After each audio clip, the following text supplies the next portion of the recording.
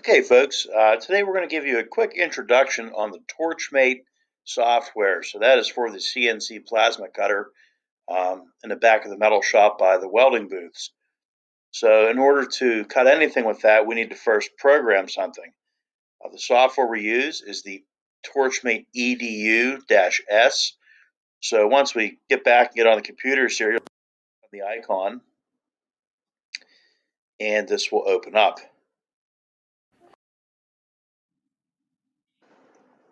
So we're going to look at a couple of features here, and then we'll move forward. So, just like any other software across the top, we have quite a few tabs that obviously do different functions. Similar to word processing software or something like that, the file tab, new, open, or save, import, things like that. We'll get to here just a little bit. Obviously, there's an edit tab similar to what you'd have in any kind of software. These ones here are more particular to the Torchmate software where we can do layout tasks. As you can see, we can group objects, arrays, layouts, clip art functions. We can also change material sizes. We can also arrange our objects once we get to that. I'll show you that stuff here in just a minute. We can also look at our machining options and how our settings are, cutting pull paths, setting pull paths, things like that. We can also transform our images or files that we produce and our views. We can go through here and select more toolbars, different options to show through the software, different options. We'll talk about some of those a little bit later on down the road. And there's obviously a help function or help feature. So the first thing we want to look at here, just like you would have in math class, this whole thing is based off an XY axis. So what we program here is going to be to dimensions that we specify, and it's all going to run on an XY axis plane. And as we start to talk about this more, it'll make a little bit more sense. So, bottom left-hand corner of my machine is 0, 0 on the XY axis. So that's where we're going to start.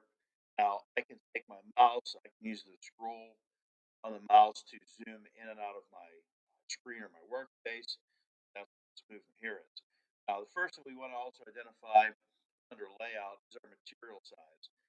I like to set this to 48 inches by 48 inches. The reason I do that, that is the size of the working area on our plasma cutter at school. We can put a 4 foot by 4 foot sheet of material in there and cut that. So we'll start with a 48 by 48. So we'll come into the bottom left-hand corner. All my dimensions are in inches on our rulers here. So that's something we also want to look at. On the left side of our bar, we have some different tools. The most common tools that we will use to produce an object. So first is obviously our select tools. We're going to use this to drag and drop, move things around, select objects and things like that. Below that, we have some different measuring tools. We can specify distances, we can measure distances, and you can see a couple of different dimension functions that are listed. Measure, we can add dimensions, so on and so forth. We have a text tool, which is similar to a Microsoft Publisher application where we can drag and drop a text box, type in it, we can adjust the font, modify the font, do things like that. Below that is our zoom toolbar. We can zoom in and out of our work. Maybe if we had a mouse that didn't have a scroll button on it, we would have to use this function here. Below that are weld tools. This is how we place objects together, and that'll be one of the first tools, one of the first few tools that we'll use in here. I'll show you how that works. Below that are my basic shape tools. If I want to make basic shapes to cut out in the CNC plasma cutter, I can use these to start those. So as you can see, we have a circle, we have an ellipse, rectangles, any kind of polygons, stars, directional arrows, fan functions, and things like that. Below that, this is node editing. This is a little bit later down the line. There's going to be some things we'll get into um, in regards to specific files and objects. We'll talk about that later. The next function is called AccuScan. And these will highlight when we have something to bring in. We'll show you folks that probably in the second demonstration when we start to look at images and different things like that. Below that, we have a pen tool. That's also later down the road. It sort of goes with our node editing uh, software, node editing options. So we'll look at that. Next are our toolpaths. When we want to produce a toolpath, we will eventually click this. It's probably one of the last settings and last is the into knife, and we'll talk about that with the node editing. Below here, you will see a barrage of different colors across the bottom of the screen. Excuse me. We can change the color of our objects as we're producing those in the software. Um, and you'll see why here in just a few minutes. We'll get to that. If we go across the top here, there are some file open functions, save functions, some shortcuts, and we also have our toolpath tools here. Another couple functions here we can show toolpaths only, and that'll make sense here in just a little bit once we get going. Now, the top left-hand corner, these are our anchor points and our nubs, and we'll talk about those probably in the first object that we go with. Here's our X y-axis. This is where our nubs sit. If I click the bottom left-hand corner of an object where the nub is, it's going to tell me where it's at on the X y-axis. Next over, we have a dimension specification for our object width and our object height. And next to that, we have a scale. This little thing here is proportional scaling. So if we want to make an object bigger, we normally lock the proportional scaling. So that as we make our object larger, it stays proportional. It doesn't get taller and not wider or something like that. We also have a rotation function here. We can rotate. Usually it goes on, usually gets 45, 90, etc. We can also set that to a specific degree angle if we know what we're going to do there. So the first thing we're going to show you how to do is make a basic nameplate. It's going to show us how to make a basic shape. It's also going to show us how to do some text. We're going to use some weld tools and things like that so we will get started. So the first thing we're going to do is come over here to our shape tools, and we are going to make a rectangle. So with the software we have provided, we're just going to draw a random sized rectangle. At this point in time, it doesn't really matter. Now, to make it easier for you folks to see, we are going to click off of that object, and we're going to click on a different color below. We'll click on green. A couple things I'd like to point out. You can see the 9 nubs that are listed on our project. And as I hover over those, I have small arrows where I can resize the object. That's what those are. Now, where these nubs are also shown on the upper left-hand corner of my screen. So right now, the bottom left corner, that current nub is selected.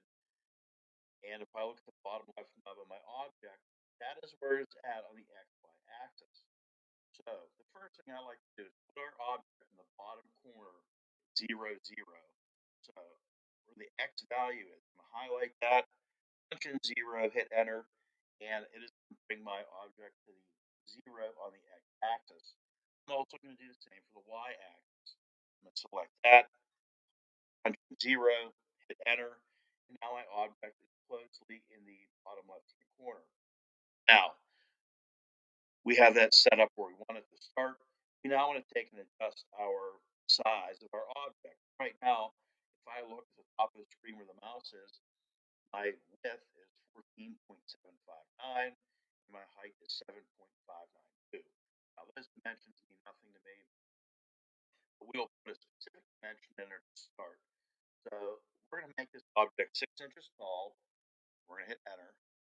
Now we're going to make 12 inches wide. So I just punch those numbers in, hit enter. Now that is the exact size of my object. So when I go to cut out my nameplate, it is going to be exactly 6 inches tall, 12 inches wide. Okay, so that's one way we can do our dimension. Next thing we want to do is add some text to this. So we'll put my last name in there, Marie. So we'll draw that up next. What we'd like to do next is go to our text tools. We're going to click on our first object, which is text pose, and we're going to draw a random size box on the inside, and that is going to be our text box. So our next function here, next thing we're going to do is we're going to type Type my last on the green for the color. So let's switch the color to black. We'll click down at the bottom, and I'll type my last name now. Okay, two R's, two E's, and here is my name. So just like you would do in Microsoft Word or some kind of word processing software, I'm going to change this a little bit. So I'm okay with the font. The font worked for me. If we wanted to change, we would highlight our text upper left-hand corner, and if I go to all fonts, click plus, there is, I don't know, a couple hundred different fonts in here. And you can highlight over and see what those look like. Some fonts work better with the CNC software. Some fonts are a little bit more difficult to work with. They're all manageable, but some require a little bit more time and work. So if you know a common font that you like to use, usually through Microsoft Word or something like that, we have it on here. It's listed. We also have all the ones that are from Adobe. So if there's a font you like the Adobe suite, we can do that. Or if there's a custom font that you want, we can also add that. So all options are available. So we have our font type, whatever we want to call this, sent SPBD. Next tab over is our font height. We can either highlight this and punch value in, or we can click the up down button. We can enlarge it like that. So right there, it's telling us that font is 2 inches high, or I'm sorry, two and a quarter. If I get a two and a half, now it's trying to squeeze it within the text box. So two and a half probably isn't going to work. We'll probably go two and a quarter because it fits inside of our text box nice and neat. Next to that, we can slant the font more or less if we'd like to. So right now, we can just change our degree on here. We can keep going with that if we'd like to. I think it was on 10 to start with, so we'll just put it at 10 for now. After that, we can make our letters closer and farther apart. We can also change the line spacing. A lot of options up here we'll play with later down the road. So anyhow, this is our font. I just clicked off of it, and now we have our nubs reappeared. So ideally, what we like to do with the nameplate, we want our name to be in the center of that. So if I click on, you can see where my center nub is. If I go to my upper left-hand corner where it says our anchor points are our nubs, we'll click the center, and on the XY axis, it's now going to tell me where that is. So my X axis means that my green rectangle is 12 inches wide. We're going to want the center of that to be at 6 inches. We'll type in 6 and hit enter, and it's going to move that object perfectly in the center. My Y axis, we said that our height for the green rectangle is 6 inches tall. So we would want our Y to be 3 because that would be the center. So we'll type in 3, hit enter, and it's now going to center out my object. Okay. Now, obviously, the lowercase letters look like the center, but the M is. We have equal parts of the image there. Okay. So this is what my image looks like now.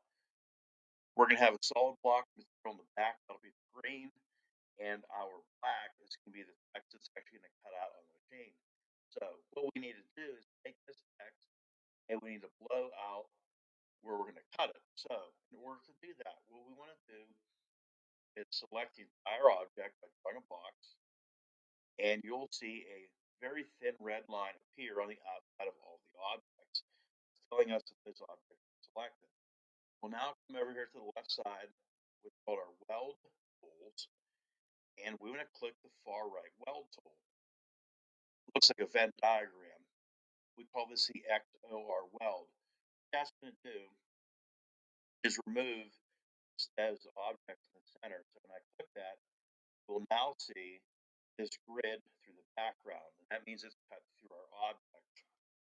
Now, the problem with this is when we cut this out of the machine, centers of my letters are going to fall out. So right now, if I go to cut the M, nothing major right there. We're going to cut it out. We'll just lose that M. That's okay. When we go to cut the A, that machine will probably start right here. It'll start to burn through. Come all the way around here, cut the outside. And what happens? The center of the A falls out. We're going to have to put something in there to hold that. When I get to the R's, nothing's going to happen. It's going to cut this out perfectly. I come over to the E's, when it starts to cut, it'll probably start right around here. And drop down, light the torch, come all the way around back to the starting point, and we're going to lose the centers of those E's. So what we need to do is put something to attach those also, and that'll solve our problem. So let's start with the A first. We're going to now zoom into our material here so you can see where we're at. We will zoom in, and what I'm probably going to do is take and put a tab or a piece of material right in this section where you can see I'm hovering over. What that's going to do is connect my green background to the inside center green of the letter, and that part will now not fall out when I go to cut it. So what we want to do with that, oops, sorry about that. We are going to come over to our shape tools. We are going to make a rectangle. And for right now, I'm just going to do a random size. We don't, doesn't really matter what it is right now. For this time, I'm going to leave the object black so I can maneuver it around, put it where I want it, and then we'll eventually weld it in. So it's the random size on here. Probably make it a little bit shorter. Probably going to go from here to here. One thing I do need to pay attention to is the width. So right now, if I look at my object size bar, I am at 0.246. That's roughly a quarter of an inch, or 0.25. We're going to make that a little bit smaller so we don't have a big hunk of material sitting there. We're going to take that down to 1/8 of an inch. 1/8 of an inch in decimal form is 0.125. We'll hit enter. Now that's going to change the width of our tab to 1/8. All right. We're going to grab the center of our object. We're going to move that over. I'm going to zoom in just a little bit. And you will see on the side of the object, there's a little arrow that pops up. And that permits me to rotate this. So what we want to do here is rotate this object. And we're going to do this manually first. We want to set this to the edge of our project so that it covers both sides and is seamless. So we have right there, probably we have just a little bit of material sticking out. Let's see if we can get just a snapshot of there. Move that over, and right there is pretty seamless. So that looks terrible right there. We're going to end this in so you can see how this will look when it's finished. We're going to click that object, and we want to change the color of it to green. So right here in the bottom it says P4. Click that. I click off the object. That's the center it's going to look like. Far away, it doesn't look too bad. Okay, we can get away with that. We can also still recognize that that letter is an A. So now we're going to zoom in here. We want to click our object, and we want to weld or join that to the center of our A and also the back of the object. So we have that selected. We're going to press and hold the Shift key. We're going to press and click, excuse me, with our mouse, the center of the A. We're also going to click the background object. Now you can see the red lines appear in the center, and those are all the objects crossed over. What we'd like to do now is join those. We're going to go to our weld holes. We are going to click the first thing that says basic weld, and it's going to join all three of those objects together. So click, and now that's one piece. Okay. So moving right along, as I have it selected, you see everything is selected with the red line, the center of the two E's. And that'll be the next thing that we take a look at. We're going to zoom in here, and just the same exact way we did our A, we're going to put a small tab on the inside of our E to connect that. So, just like we previously did, we'll go to shape tools, a rectangle. We're going to touch just random size for now, it doesn't really matter. We'll make that black so we can see it.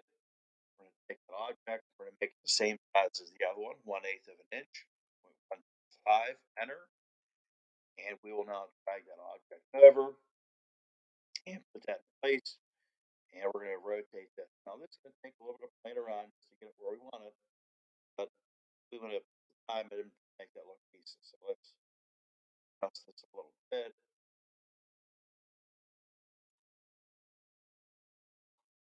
Okay, that's going to get us pretty close right there. Let's try to move it just a touch. And one more. I think that'll do it for it. So quickly, I'm going to turn this green to see what it looks like. Make it look okay, which there it does. Okay. Now, because we have to make the second one, rather than try to draw that object and do the entire process again, we're going to click that object we did. We're going to hit Control D, and that's going to duplicate the image. Control D, see another one appear, and I'll temporarily I can drop that object over here, you know where it's at. And before we get too far to the next one, let's weld all of these together. So we'll click our tab, shift, center of our E, center of our background, weld tools, basic weld, and now that's point. So we'll do that one more time here. Let's get this into position. We're going to move this down a little bit. The upper right corner, which is just about on the bottom line. We'll move it to the left, and that'll work for us. Okay. So just like we did before, we'll weld that together. So we'll select the object, press and hold shift, click the center of the E, center of the background, and back to our weld tools, basic weld, and now that's joined together. Okay. So that's what a basic nameplate looks like. There's a couple other options we can do with this. We can come up to transform. We can round the corners. Like let's say you don't want a square corner. We can round those. And up here it says style, round out the corners. And get the radius. So let's say we wanted a half inch radius, 0.50.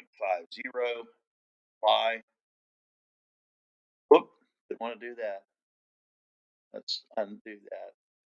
Okay, so what it's doing is taking every outside corner on that object and rounding it. If we wanted to do a radius, what we would do, we have to do it before we do our letters. So we'll do an extra one here. So let's draw a quick rect or a quick square here. If we want to transform, where we go, transform round corners. Let's try our 0.5 again. Let's see what this looks like.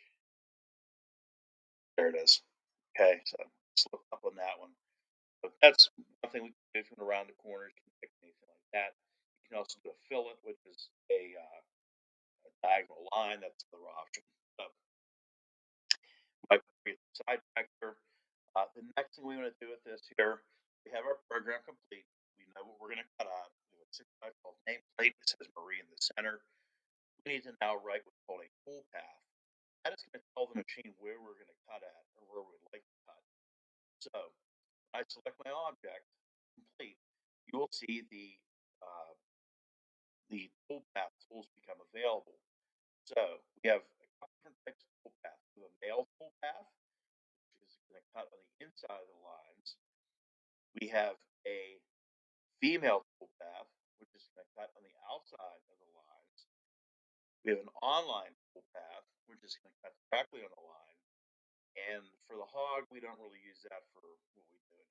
So what we'd like to do for this one is put the male toolpath. We're going to click our object. You can see it's selected because of the red outlines. We're now going to click the male toolpath, and it looks like it didn't do anything. Now, if I come up to my two on the right hand side here, show toolpaths only, it's going to get rid of my image and show the toolpath. So we'll do that, and you can see here exactly what it's going to cut. So what it will do first, it will cut the letters out, and then it will cut the outside of the object. So if I zoom in on my M here, this little line here is called my lead in. The lead in is where the machine's going to start. So we wouldn't want to see a burn hole start on the outside of our line. We would start the burn hole on the inside. The machine's going to fire up, it's going to turn on here, and it's going to come over, down, and it's going to start to follow my lines.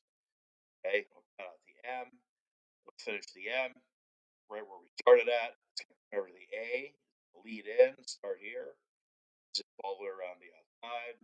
When it finishes up there, we'll move to the two R's and the two E's. Sometimes the machine does have a brain of its own.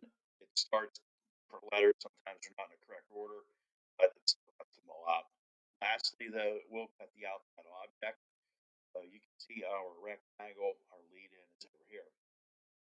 Now, another thing we do want to be aware of, if I click my toolpath now, not the actual drawing, if I click my toolpath, we cannot have this in a negative plane at all. So if I go up to my nubs, my bottom left corner, you will see my X and Y axis is now negative. The machine throws a hiccup and it gets very unhappy. So we need to place both of those at zero, otherwise the machine's not going to cut. So we'll click the X, type zero, hit enter. You'll see that move just a little bit. My Y axis, zero, enter. It'll move just a little bit. And now that's happy. Okay. So that's what it looks like to prepare to cut it. The next thing we would want to do is save this to a jump drive so that we can take it to the computer over at the CNC plasma cutter to save the file. And I suggest saving your work as you start this. Any part of the process, I would always save my work, have it done. We want to go to File, Save As, and temporarily, because I don't have any jump drive with me, I'm just going to save it to the desktop of my computer. I suggest you folks do not do this at school because when you log off, that item will no longer be there. It's going to go away with your profile when you log off. You want to save it to your H drive, create a file, Metal Tech 3, and then you can save all of your Torchmate stuff in one file folder. Everything will be well organized, and you'll know where it's at. So, desktop, our file name, I'll just call it Marine Nameplate. And we want to save that as type. We want an EDU file. That's what the Torchmate file is for the machine. So we're going to save our EDU file. You will see in the upper left-hand corner of the window, now says Torchmate edu-s, marine nameplate.edu, and that's our file called. Okay, so first basic lesson on a Torchmate project, basic text, the basic shape, and we'll go from there. Okay, later movies we'll show you some other things. We'll show you how to do clip arts. We'll show you how to bring in other images, how to design custom images and things like that. This is basically our first little project we will do in the CNC. Get you folks rolling.